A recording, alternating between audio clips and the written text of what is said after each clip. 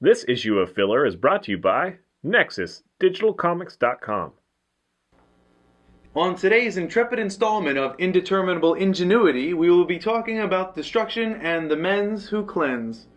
Galactus has destroyed New York. The Marvel heroes have finally defeated the colossal cosmic cankersaur, and the people are left with a city of debris.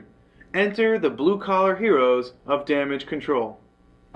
This construction company is the cooperative creation of Dwayne McDuffie and Ernie Colon, who asked the obvious question, what about the people?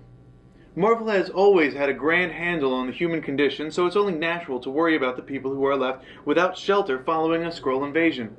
While they operate in the background, they were granted their own spotlight in several small runs of comics. The company was founded by Anne Marie Hogue and, originally, owned by superhero Tony Stark and supervillain Wilson Fisk. That in itself lends to an interesting storyline since Iron Man didn't want to do business with a criminal and, after a lot of hesitation, finally sold his half of the shares. Kingpin also sold his under the guise of mistrust towards Anne Marie Hogue's replacement, Robin Chapel. This, of course, was a farce since Kingpin's objective was to buy the company for cheap. Carlton Company owned Damage Control for a while, but nearly ran the business into the ground, ticking off a lot of employees along the way. Hogue then convinced S.H.I.E.L.D. to buy the company, and they reluctantly did.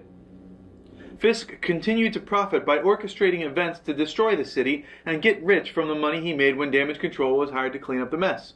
Marvel, being as in touch with the people as they are, did what any rational person would do. An intra-fictional movie was made. That is, within the comic universe, a movie was made that told a story loosely based on the events between Damage Control and Kingpin. The post-party for the movie is important because Silver Surfer summons the staff of DC to deal with a co-worker named Edifice Rex who gained cosmic powers, mostly because his name is far too awesome to keep him behind a bulldozer. Damage Control meets with several cosmic entities to discuss their options with dealing with Rex. Robin Chapel finds the ultimate solution by simply firing the OCD digger. After a drunken fit, the hero Hercules was sentenced to community service at Damage Control. Later, he joined full-time to pay for the losses he accrued when he was sued by injuring the Constrictor during the villain's apprehension. More recently, the supervillain Nitro killed hundreds in the town of Stamford and was the catalyst to the Civil War events.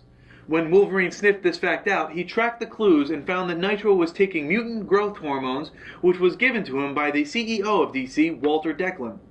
Declan's intention was for the villains to cause as much damage as possible and thusly improve their profits. Wolverine then goes on a warpath fighting anyone aiding the crazy CEO. The task proves more difficult since any technology lost in battle was recovered by the workers and used for Damage Control security guards. Moving from Civil War, the next big project for the now reformed company is after World War Hulk. Joining the company is the nephew of, and the new, Goliath, along with Monstro and Visioneer. With the resources and tech gained from battle, the crew outfit a makeshift superhero rescue force and move on to cleaning up the world one battle at a time. So that's the story behind Damage Control, the unsung heroes of construction workers and the Marvel Universe. I'm Nick, thanks for listening, and support your local comic shop.